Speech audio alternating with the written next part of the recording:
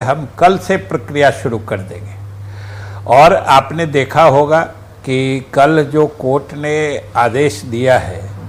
उसमें उन्होंने कहा है कि सिर्फ विकलांगों की जो रिक्तियां हैं, उनके लिए जो आरक्षित रिक्तियां हैं, उनको 15 दिन का और समय दे दिया जाए कि जो छूट गए हैं वो भी आवेदन कर सकें। तो अब हम लोग समझिए कि बिल्कुल उस प्रक्रिया में आगे आज ही से बढ़ रहे हैं और आज ही से उसके संबंध में जो विज्ञापन निकालेंगे हम लोग कि जो हमारे विकलांग अभ्यर्थी पिछले दिनों आवेदन देने के क्रम में छूट गए थे वो फिर से आवेदन दे सकते हैं। और कोर्ट ने कहा है कि 15 दिन का समय देने के लिए, तो स्वाभाविक रूप से कि आप जानती हैं कि कोरोना का समय है, अभी 8 तारीख तक तो बिहार में लॉकडाउन भी है और आवेदन देने की जो हम लोग कोशिश करते हैं या आवेदन जो हम लोग इनवाइट करते हैं, आमंत्रित करते हैं, तो उसमें ऑफलाइन ऑनलाइन दोनों करते हैं। तो ऑफलाइन भी, चूँकि देहाती क्षेत्र में बहुत सारे हमारे अभ्यर्थी ऑफलाइन फिजिकली आके देना पसंद करते हैं और अभी लॉकडाउन है, 8 तारीख तक तो लॉकडाउन है, इसलिए अभी जो हम लोगों ने प्लान किया है वो उम्मीद है कि 9 तारीख से हम लोग आवेदन लेना प्रारंभ कर देंगे और 15 दिन का समय माननीय न्यायालय ने कहा है। तो आप समझ सकती हैं कि 9 से शुरू होकर अगले 15 दिन तक हम लोग आवेदन लेंगे। और जैसा कि हमने कल कहा है कि अब हम उम्मीद करते हैं कि अगर स्थितियां और कोई अधिक प्रतिकूल नहीं हुई, जैसे या तो कोरोना संक्रमण के परिप्रेक्ष्य में या फिर कोई अगर दूसरी बाधा नहीं आई, तो हम 2 से 3 महीने के अंदर सारी प्रक्रिया पूरी कर लेंगे। सर, अब अगला सवाल मेरा ये कि चूंकि जो शिक्षक हैं जो इतना उन्होंने इंतजार किया, जिस पर आपने भी कहा कि देखिए हमारे बस में हो तो सब चीजें अगले दिन से शुरू हो जाएं, आपने भी इस बात का खुलासा कर दिया है न्यूज़ 18 बिहार झारखंड पर कि 9 तारीख से, चूंकि 8 तारीख तक लॉकडाउन इंपोज है, 9 तारीख से इसकी प्रक्रिया की शुरुआत हो जाएगी और उसके बाद यानी कि 15 दिनों तक यानी कि 23 तारीख तक ये प्रक्रिया जो है उसे पूरा कर लेने का लक्ष्य जो है सरकार की तरफ से भी रखा जा रहा है। लेकिन अब सवाल ये कि मेरिट लिस्ट का फॉर्मेट क्या होगा, क्योंकि अब शंका तो इस बात को भी लेकर होगी कि आखिर वो फॉर्मेट क्या होगी जिसके तहत छात्र जो हैं वो मेरिट लिस्ट में आगे या पीछे हो सकते हैं।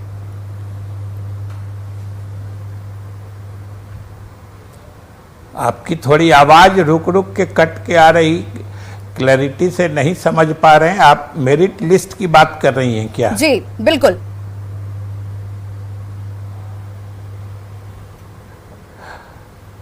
तो ये तो जाहिर सी बात है कि अगर 15 दिन तक 9 से अगर मतलब 9 तारीख से शुरू होता है तो अगले 15 दिन तक हम लोग आवेदन लेंगे, फिर लगभग 5-7 दिन उसका कंपाइलेशन में लग जाता है, फिर उसके अगले हफ्ते में हम लोग मेरिट लिस्ट तैयार कर लेंगे। और जो एक और मैंडेटरी है जो करना पड़ता है कि हम लोग शुरू में प्रोविजनल मेरिट लिस्ट निकालते हैं और हमें 1 सप्ताह का समय देना पड़ता है कि उस मेरिट लिस्ट पर अगर किन्हीं को आपत्ति है, किसी आवेदनकर्ता का, किसी अभ्यर्थी का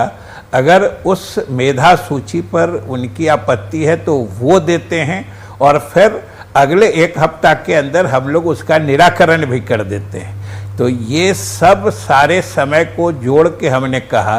कि लगभग 2 से 3 महीने के अंदर हम लोग नियुक्ति की सारी प्रक्रिया पूरी कर लेंगे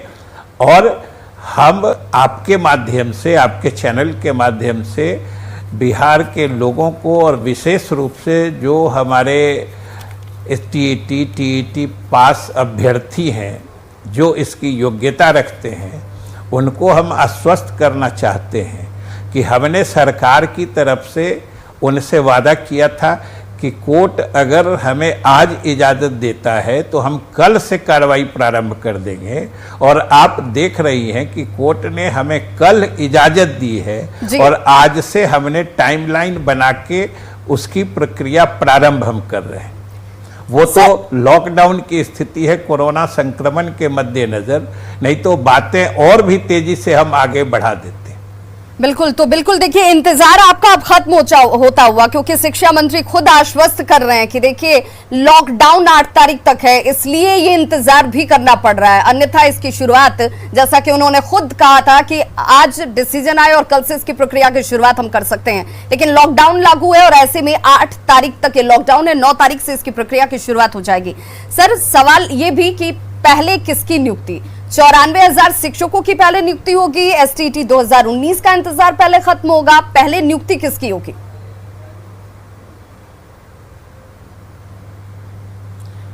नहीं, नियुक्ति तो स्वाभाविक रूप से जो छठे चरण की नियुक्तियां हैं, इसमें लगभग 90,000 से कुछ अधिक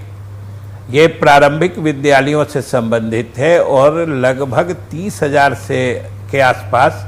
जो हमारे माध्यमिक और उच्च माध्यमिक विद्यालय हैं उनमें ये नियुक्तियां होनी हैं। तो ये टीईटी और एसटीईटी पास जो लोग इसमें अभ्यर्थी हैं उनके लिए ये होगा। और हमने तो यह भी कहा है कि ये छठे चरण की नियुक्तियां जैसे ही पूरी होगी, हम फिर से बची हुई रिक्तियों का आकलन करा करके वो फिर हम 7वें चरण में प्रवेश कर जाएंगे। और जो हमने आपको कहा था कि सरकार पूरी ईमानदारी से और पूरे पारदर्शी तरीके से हम नियुक्तियां भी करना चाहते हैं। हमें एहसास है कि हमारे योग्य अभ्यर्थी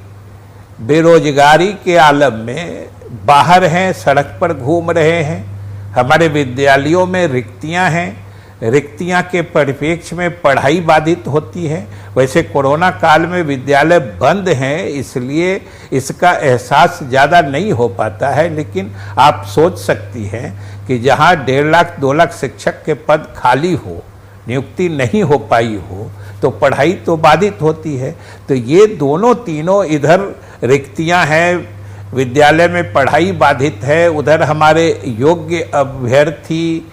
जो शिक्षक बन सकते हैं वो नहीं बन पा रहे हैं। ये सब सरकार के लिए बड़ी कष्टदायक और पीड़ादायक स्थिति थी। इसलिए हम लोगों ने लगातार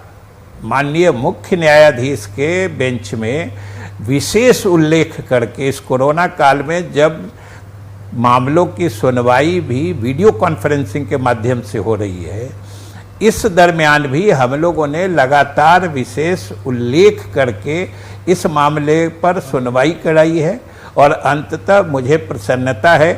कि माननीय न्यायालय ने हमें इजाज़त दी है और हम इस कार्रवाई पर आगे बढ़ रहे हैं। और साथ ही हम आपको भी धन्यवाद देते हैं कि आपसे बात हुई और न्यायालय ने हमारी गुहार स्वीकार कर ली, तो आपसे भी बात करना अच्छा रहा, बिहार के जो हमारे अभ्यर्थी हैं उनके हित में। बिल्कुल, तो उन सब